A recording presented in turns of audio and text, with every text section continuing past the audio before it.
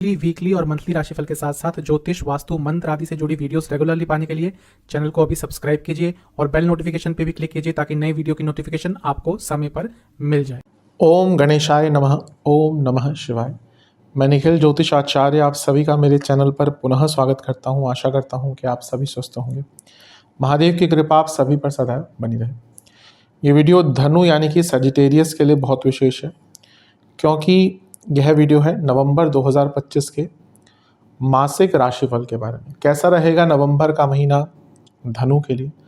जो मेरा मासिक राशिफल होता है वो प्रमुखतः जीवन की मुख्य चीज़ों पर आधारित होता है, जैसे कि सामान्य विश्लेषण, career, business, income, investment, love life, married life, students और सेहत। और इसके साथ ही वीडियो के अंत में मैं कुछ विशेष उपाय भी बताता हूं जिसके करने से महीने की सकारात्मकता में वृद्धि होती है।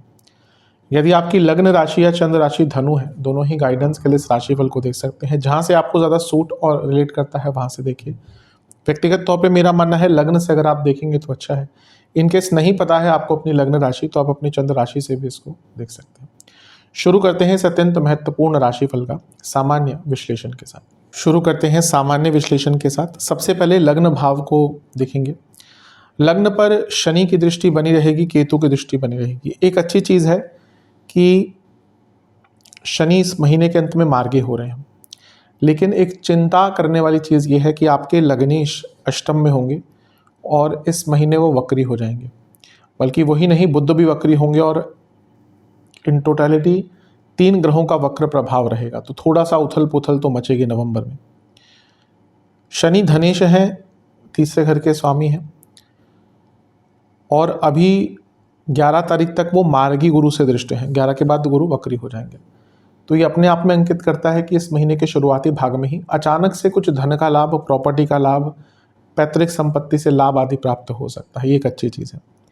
केतु शनि दोनों का लग्न को देखना कभी कभी बहुत रुकावटें अवश्य जीवन में लाता है, जो आप ऑब्जर्व भी कर रहे होंगे। पिछले 5-6 महीने से आपने देखा होगा कि कई कार्य अटक रहे हैं, लेकिन शनि केतु दोनों का लग्न पर प्रभाव आध्यात्मिकता को भी बढ़ाता है, इसमें कोई दो राय नहीं।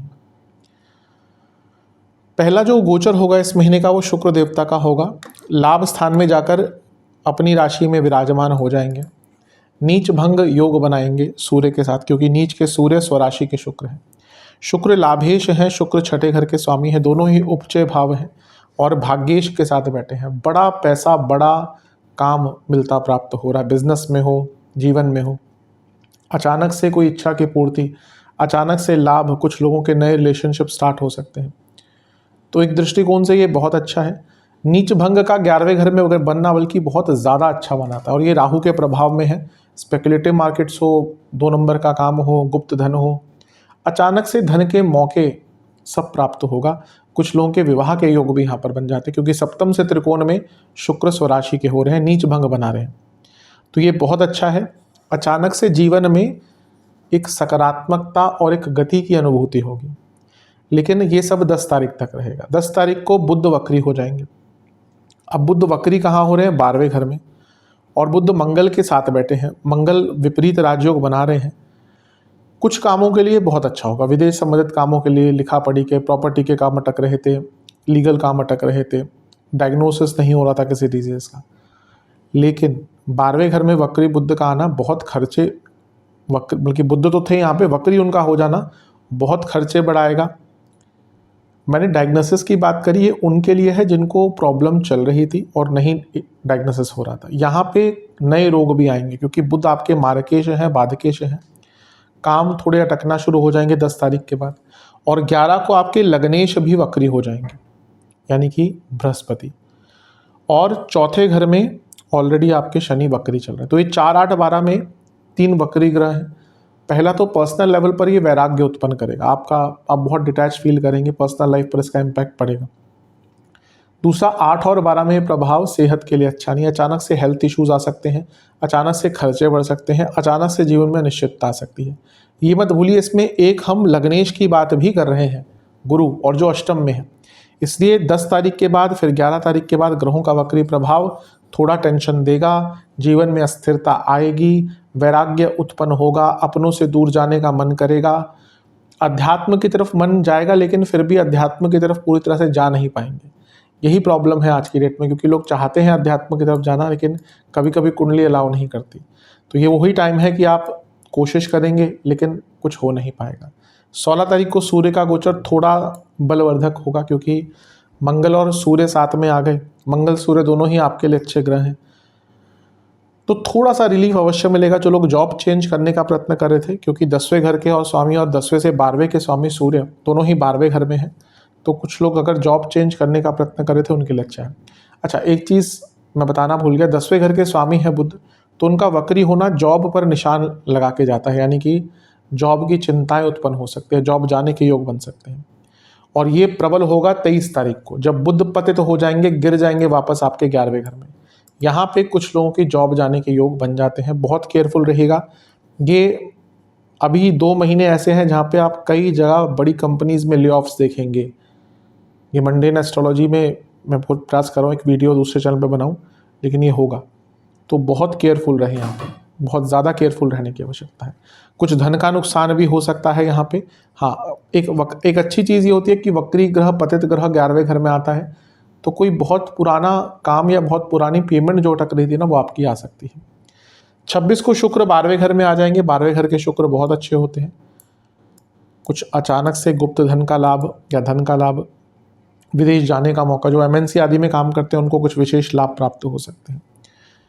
महीने के अंत में शनि मार्गी हो जाएंगे 28 को, 29 को बुध मार्गी। यहाँ से थोड़ा सा चीज़ों को दोबारा आप कंट्रोल कर पाएंगे, लेकिन ये मध्य भाग हर व्यक्ति के लिए थोड़ा कष्टकारी रहेगा, लेकिन एरियाज अलग अलग होंगे।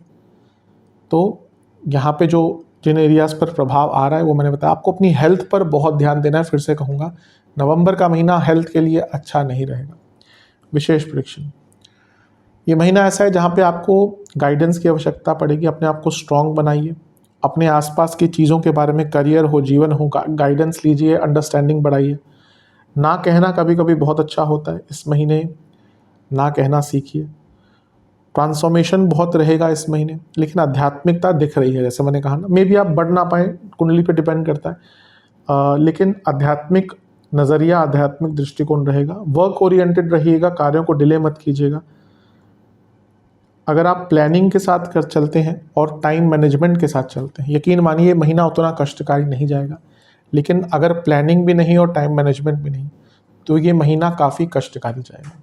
चलते हैं करियर की तरफ। जहाँ तक करियर की बात है, 10वें भाव पर शनि की दृष्टि बनी रहेगी। जैसा मैंने शुरू में कहा था कि एक अच्छी चीज़ है कि शनि मार्गीय अवस्था की तरफ जा रहे हैं, तो महीने के अंत में या अंत तक जाते जाते चीज़ें ठीक होंगी। लेकिन जैसा मैंने कहा, इस महीने बहुत सारे वक्री ग्रहों का खेल भी होगा।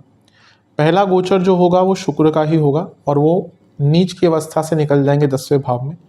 तो जो ऑफिस पॉलिटिक्स चल रही थी, थोड़ी सी कमी आएगी।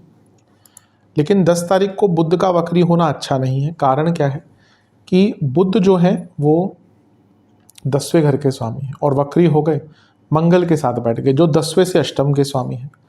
यहाँ से कुछ लोगों की जॉब में प्रॉब्लम्स आ सकती है। जो MNC आदि में काम करते हैं उनके लिए दिक्कत ज़्यादा बढ़ सकती है। जो विदेश में काम करते हैं उनके लिए दिक्कत ज़्यादा बढ़ सकती है। 16 तारीख को सूर्य का गोचर होगा। सूर्य आपके भाग्येश हैं, नीच की अवस्था से निकल जाएंगे और आपके 10वें घर के स्वामी को ज्वाइन करेंगे, यानी कि सूर्य को, तो थोड़ी स्थिरता देंगे। लेकिन जैसे मैंने अभी सामान्य विश्लेषण में कहा था, 23 तारीख को बुध का पतित होना बहुत चिंतादायक दिख रहा है। कुछ लोगों के जॉब जाने के आसार यहाँ पर बहुत ज़्यादा बन जाते हैं। सडन जॉब लॉस हो सकती है। मैं कई बार ऐसी चीज़ें बोलता हूँ जो कहते हैं लोग नेगेटिव है। देखिए, मैं कभी नेगेटिव या पॉजिटिव के प्रोस्पेक्ट से आज तक वीडियोज़ नहीं बनाई। पॉजिटिव होता है वो भी मैं बताता हूँ, नेगेटिव होता है वो भी मैं बताता हूँ। जैसा मैं कई बार कहता हूँ कि ज्योतिष के नाम पे एस्ट्रोलॉजी या यूट्यूब पे मोटिवेशनल स्पीच होती है।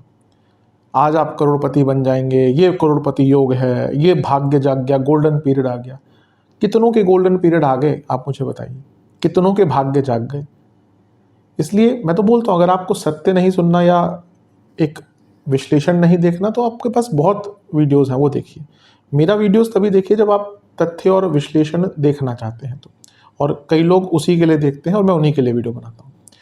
तो यहाँ पे क्योंकि मुझे पता है कि सितंबर के बाद कितने लोगों की जॉब गई है, मेरे पास रोज़ कंसल्टेशन आ रहे हैं। मैंने और ग्रहण के टाइम पे बताया था कि जॉब जाएगी, और फिर से मैं कह रहा हूँ नवंबर में कई लोगों की जॉब जाने वाली है, तो बहुत सचेत रहिएगा। अभी कोई ही दिन होगा जब मेरे पास एक कंसल्टेशन नहीं आ रही कि हाँ मेरी आज जॉब चलेगी, मेरी जॉब चलेगी, और उसमें से अधिकतम द्विस्वभाव लग्न वाले लोग हैं, क्योंकि उसी प्रकार के योग बन रहे हैं। आपके लग्नेश, आपके दशमेश दोनों ही वक्री होने वाले हैं, तो नवंबर का महीना कष्टकारी है। इसके बाद बुध का, जैसे मैंने कहा, पतित होना, ये कुछ लोगों की जॉब जाने का योग बनता है, और क्योंकि वो शुक्र के साथ आ गए तो एक भयंकर ऑफिस पॉलिटिक्स भी, ईश्वर करे किसी की जॉब ना जाए, लेकिन जिनका बहुत बुरा समय चल रहा है जॉब जाने के चांस है, लेकिन सबके साथ ऐसा नहीं होगा। अदरवाइज ऑफिस पॉलिटिक्स की चीज़ें तो यहाँ पे तंग करेंगी। जैसे मैंने बुध के वक्री होने के बारे में कहा, तो गुरु भी वक्री 11 तारीख को हो जाएंगे, तो यहाँ पे लग्नेश भी वक्री है, बुध भी वक्री है, बुध पतित भी हो गए। 10 तारीख को बुध वक्री हुए, 23 को पतित हो गए, 11 को गुरु वक्री हुए, तो ये पूरा ही कालखंड बहुत अनिश्चिततापूर्ण दिख रहा है। 26 को शुक्र निकल जाएंगे, 12वें घर में आ जाएंगे, ठीक ठाक है। ऑफिस पॉलिटिक्स थोड़ा सा कम होगा, लेकिन अच्छी चीज़ ये है कि 28 को शनि मार्गी हो जाएंगे जो 10वें घर को देख रहे हैं, और फिर दशमेश 29 को मार्गी हो जाएंगे। तो महीने के अंत के बाद तो आपको क्या करना है, आपको महीने के मध्य में बहुत कंट्रोल रखना है, गलतियां नहीं करनी, कम्युनिकेशन पर ध्यान देना है, लड़ाई झगड़े नहीं करने, आर्गूमेंट्स नहीं करने। लेकिन जैसा मैंने कहा, अगर बहुत बुरा समय चल रहा है तो जॉब जा सकती है। अंतर्दशा प्रत्यंतरदशा किस किस की चल रही है, अगर आपकी कुंडली में सूर्य बहुत खराब है, उनकी चल रही है, तो केतु की चल रही है, मंगल की चल रही है, आपकी चंद्रमा की चल रही है, तो ऐसे लोगों के जॉब जाने के आसार बहुत ज़्यादा हैं। विशेष प्रेडिक्शन, ये महीना बहुत शांत रहेगा, क्योंकि मन मस्तिष्क बहुत अशांत रहेगा। ये महीना ऐसा है जहाँ पे आपको सीखना भी पड़ेगा, लोगों की सुननी भी पड़ेगी, अपना भी किसी को बनाना पड़ेगा, यानी कि एक साथ ढूंढना पड़ेगा आपको। ये महीना ऐसा है कि अगर आपके पास प्रोटेक्शन है, यानी कि कोई ऐसा व्यक्ति है जो आपको हेल्प करे, तो बहुत अच्छा रहेगा आपके लिए। एक ऐसा महीना है जहाँ पे अथॉरिटी होते हुए भी आप अथॉरिटी नहीं दिखा पाएंगे, और ये ऐसा महीना है जब आप बहुत ज़्यादा सत्य बोलेंगे तब भी लोगों को लगेगा। इसलिए जैसा मैंने कहा ना कि जितना कम बोलेंगे उतना अच्छा है, जितना फोकस रखेंगे उतना अच्छा है, और जितना एकाग्रता रखेंगे एक चीज़ पर ही, मतलब आप आए ऑफिस, काम किया, घर गए, जितना हो सके इस महीने यही कीजिएगा। इधर उधर की चिकनी चुपड़ी बातें, किसी से गॉसिप करना, अपने काम पे ध्यान ना देना, शॉर्टकट्स मारना, ये सब इस महीने किया तो यकीन मानिए एकदम उसका प्रभाव दिखेगा, वो भी इन अ नेगेटिव वे। तो थोड़ा सा कष्टकारी महीना है। चलते हैं बिजनेस की तरफ। बिजनेस की जहाँ तक बात है, सप्तमेश जो है बुध, वो 12वें घर में है, थोड़े खर्चे बढ़ेंगे। अपने से लाभ के स्वामी के साथ बैठे हैं तो पैसा तो आएगा, विदेश से पैसा आने की उम्मीद है। सप्तम से दूसरे, यानी कि सप्तम से धन में एक उच्च का ग्रह है जो आपके सप्तम से सप्तम और लग्नेश भी हैं। 10-11 तारीख तक तो बहुत अच्छा है। शुक्र का गोचर होगा, ये और भी अच्छा है। 2 तारीख को शुक्र का गोचर हो जाएगा और वो आपके लाभ स्थान में आ जाएंगे। ऑब्वियसली लाभ स्थान में आएंगे, भाग्य स्थान के स्वामी, लक्ष्मी स्थान के स्वामी सूर्य के साथ होंगे, नीच भंग बनाएंगे तो पैसा बढ़ेगा। 10 तारीख को बुध का वक्री होना, क्योंकि सप्तमेश है, ये प्रभाव डालेगा। कारण सप्तमेश का वक्री होना, वो भी 12वें घर में, अचानक से नुकसान, लॉसेस, धन का नुकसान, माल का नुकसान, यानी कि प्रोडक्ट्स का नुकसान, रॉ मटेरियल का नुकसान, लॉजिस्टिक्स का नुकसान, बल्कि ट्रांसपोर्टेशन, अगर आपका लेट से कोई सामान जा रहा है उसमें कोई दिक्कत आ गई, डिले हो गया, आप एक्सपेक्ट कर रहे थे कि आज मेरा एक सामान आ जाएगा, मैं प्रोडक्शन करूँगा, वो 2 दिन की जगह 5 दिन में आएगा, तो चीज़ें बहुत अव्यवस्थित हो जाती हैं। फिर गुरु भी वक्री हो जाएंगे, लग्नेश भी है सप्तम से दूसरे में, ये दिखाता है कि कोई पेमेंट अटकेगी, आपकी पैसे का काम अटकेगा, आपका जो मैनेजमेंट है वर्क का वो अच्छा नहीं हो पाएगा, तो थोड़ा सा ध्यान दीजिएगा। सूर्य का गोचर होगा 16 तारीख को, सप्तम से छठे में आएंगे, थोड़ा सरकारी बाधाएं आ सकती हैं, राजदंड इसको बोलते हैं कि राज्य से कोई प्रॉब्लम आ सकती है। और यहाँ पे मंगल सूर्य बुध सप्तम से छठे में, अगर आपका पार्टनरशिप वाला बिजनेस है ना, तो उसमें बहुत बहस हो सकती है, इससे भी बच के रहिएगा। 23 तारीख को बुध पतित हो जाएंगे, वापस गिर जाएंगे। ये सेंसिटिव टाइम है क्योंकि सप्तमेश पतित हो रहे हैं, तो बहुत बड़ा कोई नुकसान, धोखाधड़ी, इवन लेट्स से कि आपके बिजनेस के विरुद्ध कोई षड्यंत्र रचा जा सकता है। जो बहुत बड़े बिजनेसेस होते हैं और जो बहुत कॉम्पिटिटिव होते हैं, खैर कॉम्पिटिटिव होते हैं तो बड़े की कभी कभी तो होता है कि छोटे छोटे बिजनेसेस भी अगर कॉम्पिटिटिव हो तो उसमें भी ऐसा हो जाता है। लेकिन हाँ, यही मान के चलिए कि अगर स्केल छोड़िए, अगर कॉम्पिटिटिव बिजनेस है आपका तो बहुत केयरफुल रहिए, क्योंकि आपके जो कॉम्पिटिटर्स हैं यानी कि जो शत्रु हैं वो आपके बिजनेस को खराब करने का पूरा प्रयत्न करेंगे, कुछ भी करके षड्यंत्र रच के आपके बिजनेस को खराब करेंगे। शुक्र 26 को आगे चले जाएंगे आपके 12वें घर में। ठीक है, इतना बुरा नहीं है, शुक्र का 12वें घर में आना अच्छा ही होता है। सप्तम से छठे में आगे तो एक प्रकार से थोड़ा प्रोटेक्शन मिलेगा। फिर महीने के अंत में शनि मार्गी हो जाएंगे, वो सप्तम से केंद्र में है तो थोड़ी गति मिलेगी, और फिर सप्तमेश ही मार्गी हो जाएंगे 29 तारीख को। तो जैसा मैं कहते आ रहा हूँ कि वक्री ग्रहों का प्रभाव हर व्यक्ति के जीवन में थोड़ा उथल पुथल लाएगा, एरियाज अलग अलग हो सकते हैं, तो यहाँ पे भी वही चीज़ अंकित हो रही है। विशेष प्रेडिक्शन, ये महीना ऐसा है जहाँ पे फोकस की बहुत कमी दिख रही है, स्पेशली मध्य भाग में। पैसा मिलेगा, शुरुआती भाग में बहुत काम मिलेगा, लेकिन उतना ही पकड़िएगा जितना आप कर पाएँ। ओवर एक्साइटमेंट में या ज़्यादा पैसा कमाने के चक्कर में ज़्यादा काम एक्सेप्ट ना करें। डिलेज होंगे महीने के मध्य भाग में, ट्रांसपोर्टेशन की प्रॉब्लम आ सकती है, जैसा मैंने कहा था। ये महीना ऐसा है जब आप ऑब्स्टेकल से तभी निकल पाएंगे जब आपका डेडिकेशन 100% होगा। जहां आपने अपना इन्वॉल्वमेंट कम किया, यकीन मानिए जो काम एक दिन अटकना था वो एक हफ्ते लटकने में देर नहीं होगी। मैं यही कहूँगा कि इस महीने को फ्यूचर प्लानिंग के लिए उपयोग कीजिएगा। अभी ऐसा लग रहा है कि फ्यूचर प्लानिंग थोड़ी सी धूमिल है, जो आगे चलकर तंग करेगी। चलते हैं इनकम, इन्वेस्टमेंट और एक्सपेंसेस की तरफ। जहाँ तक इनकम की बात है, ठीक ठाक महीना है, एटलीस्ट शुरुआती 10-11 दिन। शुक्र भी लाभ स्थान में आ जाएंगे तो ठीक ठाक महीना है। 11 के बाद पेमेंट्स अटकेंगी, पैसा अटकेगा।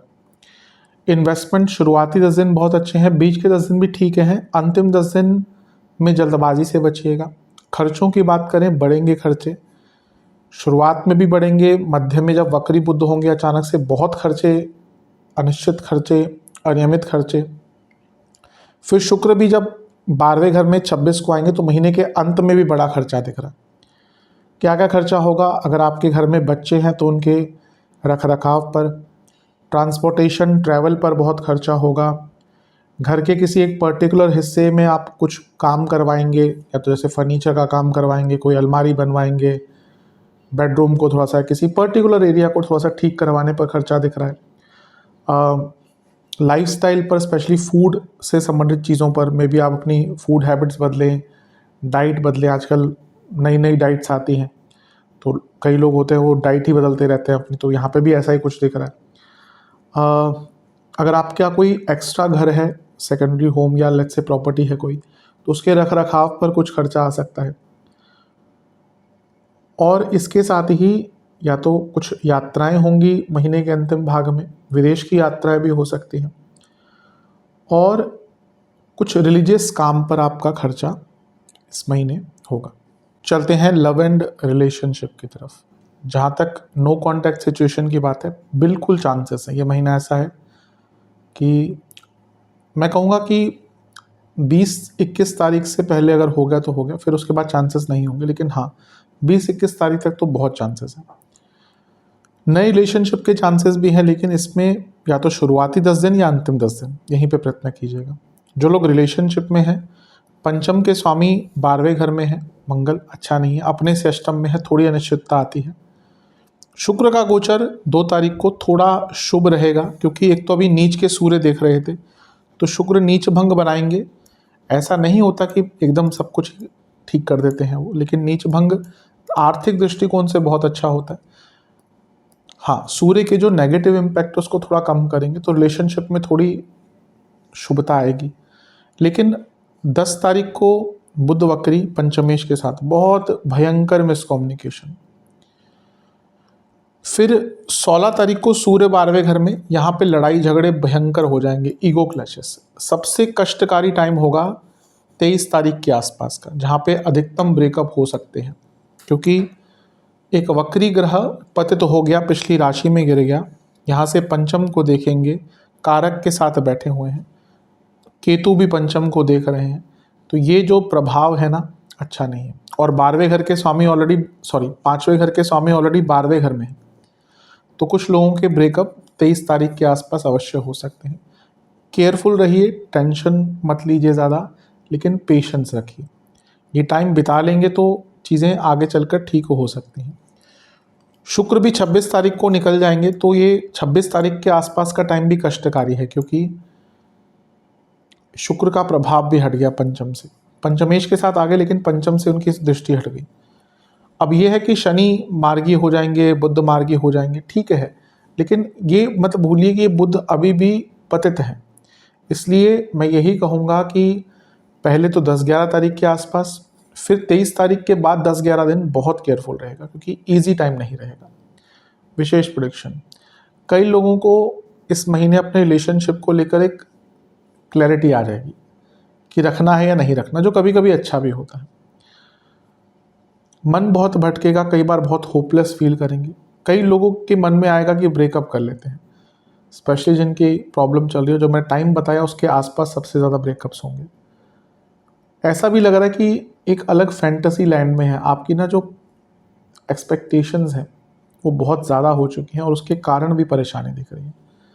मैं यही कहूँगा, थोड़ा अगर आप सार्थकता और प्रैक्टिकलिटी के पास रहें, और बहुत ज़्यादा एक्सपेक्टेशन के बिना आप यहाँ ये महीना काटें, तो फिर भी चीज़ें ठीक रहेंगी। अगर इन पर नियंत्रण नहीं रहा तो दिक्कत होगी ही। चलते हैं वैवाहिक जीवन की तरफ। मंगल दोष बना हुआ है और लंबे टाइम तक रहेगा, तो लड़ाई झगड़े होते रहेंगे। सप्तमेश भी बुध मंगल के साथ है, अपने से छठे में है, ये भी बहुत आर्ग्यूमेंट्स दिखाता है। शुक्र 2 तारीख को स्वराशि के हो जाएंगे, सप्तम से त्रिकोण में, ये थोड़ा ठीक है, थोड़ा रोमांस, थोड़ा सा इंटीमेसी वापस आती है। लेकिन 10 तारीख को बुध का वक्री होना, सप्तमेश होने के नाते, और फिर मंगल के साथ बैठना, बहुत भयंकर लड़ाई झगड़े। और ये भी अंकित करता है कि आपके लाइफ पार्टनर को कोई हेल्थ इशू, कोई इंजरी भी हो सकती है। फिर वक्री गुरु, और ये भी सप्तमेश को देख रहे हैं, मंगल दोष जो बन रहा है उसको देख रहे हैं, यानी कि 11 तारीख के बाद भयंकर ईगो क्लैशेस हो जाएंगे। फिर रही सही कसर सूर्य पूरी कर देंगे। सूर्य 12वें घर में आ जाएंगे सप्तमेश के साथ, मंगल दोष को और एग्रीवेट कर देंगे। गुस्सा, एग्रेशन, भयंकर, पैसों को लेकर भयंकर कहासुनी होगी इस महीने।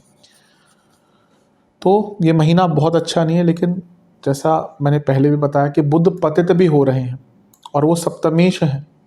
गिरना वापस ग्रह का बहुत कष्टकारी होता है, और वो कारकेश के साथ बैठे हैं, शुक्र के साथ। ये महीना शुरू बहुत अच्छा होगा, थोड़े आर्गुमेंट्स होंगे, लेकिन रोमांस रहेगा। लेकिन 10 तारीख के बाद फिर 23 तारीख के आसपास भयंकर लड़ाई झगड़े, और अपने लाइफ पार्टनर की तबीयत का बहुत ध्यान दीजिएगा पूरे महीने। 26 को शुक्र का गोचर मिश्रित प्रभाव या न्यूट्रल सा ही रहेगा, ठीक ठाक थोड़ा रहेगा, क्योंकि 12वें घर में आ रहे हैं शुक्र, तो थोड़ा सा ठीक करते हैं मैरिड लाइफ को। लेकिन ये या मान के चलिए कि एकदम कोई नेगेटिव इम्पैक्ट जो है वो बदलेगा नहीं। महीने के अंत में बुध मार्गी हो जाएंगे 29 को, तो वहाँ से चीज़ें थोड़ी स्थिर होंगी, बेटर नहीं होंगी। तो ये महीना कष्टकारी अवश्य है मैरिड लाइफ के लिए। चलते हैं स्टूडेंट्स की तरफ। जहाँ तक स्टूडेंट्स की बात है, ये महीना ठीक ठाक है। पहले एग्ज़ाम से स्टार्ट करते हैं। शुरुआती 10 दिन बहुत ईजिली आप चीज़ों को लेंगे, वरना टाइम अच्छा है। बीच का 10 दिन बिल्कुल अच्छा नहीं है, अंतिम 10 दिन भी बहुत ठीक नहीं है। बुध वक्री हो रहे हैं, कारक हैं स्टडीज़ के, और पंचमेश के साथ बैठे हैं, तो इस महीने मुश्किलें बहुत आएंगी, इस महीने तकलीफ बहुत आएगी। पंचम के स्वामी, जैसे अभी हमने बात करी, मंगल 12वें घर में है, लेकिन बुध 10 तारीख को वक्री हो जाएंगे। 2 को शुक्र का गोचर भी पंचम पर जो प्रभाव डालेगा, ये ध्यान भटकाने वाली ही चीज़ होती है। ध्यान थोड़ा सा भटकेगा, ध्यान थोड़ा सा इधर उधर जाएगा, और उसके कारण थोड़ी प्रॉब्लम्स अवश्य यहाँ पर आ सकती है। तो काफ़ी ध्यान देने की आवश्यकता है, काफ़ी एकाग्रता की आवश्यकता है। सूर्य का गोचर होगा 16 तारीख को। पंचम से छठे में सूर्य का जाना पहले ही बता रहा है कि आपको अपने जो भी लिखा पढ़ी के काम है, जो एडमिनिस्ट्रेटिव काम है, उनको पूरा कर लेना है 16 तारीख से पहले, वरना अटकेगा। कोई असाइनमेंट है आपको दिया गया है, वो पूरा कर लीजिएगा, क्योंकि अगर आपने इसको डिले किया तो फिर काफ़ी परेशानी बढ़ सकती है। इसके बाद बुध पतित हो जाएंगे। ये सबसे कष्टकारी टाइम रहेगा स्टूडेंट्स के लिए, क्योंकि 23 तारीख को वो पतित होकर पंचम को देखेंगे। यहाँ पे आपके काम बहुत अटक सकते हैं और आपके कॉन्फिडेंस लेवल पर भी प्रहार होगा। बहुत चिंतित रहेंगे, चीज़ें बहुत अव्यवस्थित हो जाएंगी। अगर कोई एग्ज़ाम है महीने के अंत में, बहुत ध्यान देना है। कम्युनिकेशन भी खराब रह सकती है। इसके बाद अगर हम बात करें तो शुक्र का गोचर 26 तारीख को होगा। मिश्रित है, कोई बहुत ज़्यादा अच्छा बुरा नहीं है।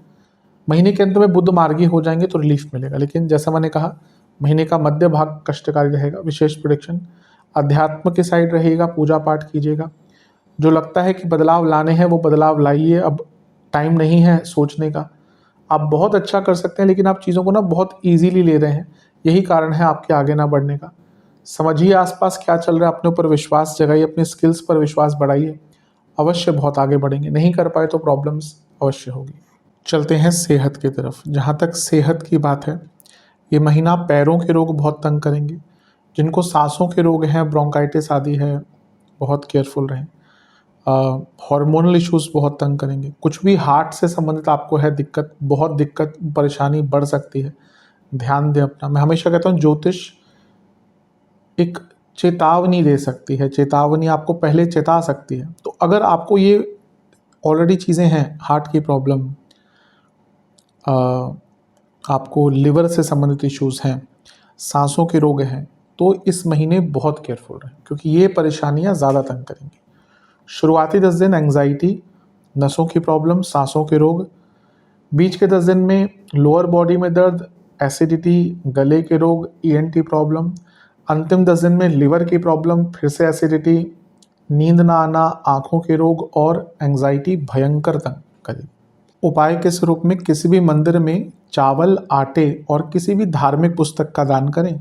महादेव का पंचामृत से अभिषेक करके 4 घी के दिए अर्पण करें। ओम शंभवाय नमः मंत्र का 108 बार जाप करें और बृहस्पति चालीसा का 2 बार पाठ करें। ये उपाय कर लेंगे तो अवश्य लाभ मिलेगा। आशा करता हूँ वीडियो काम आएगा। चैनल पर नए हैं सब्सक्राइब कीजिए, वीडियो को लाइक कीजिए। मिलता हूँ आप सभी से अगली वीडियो में, तब तक के लिए ओम नमः शिवाय।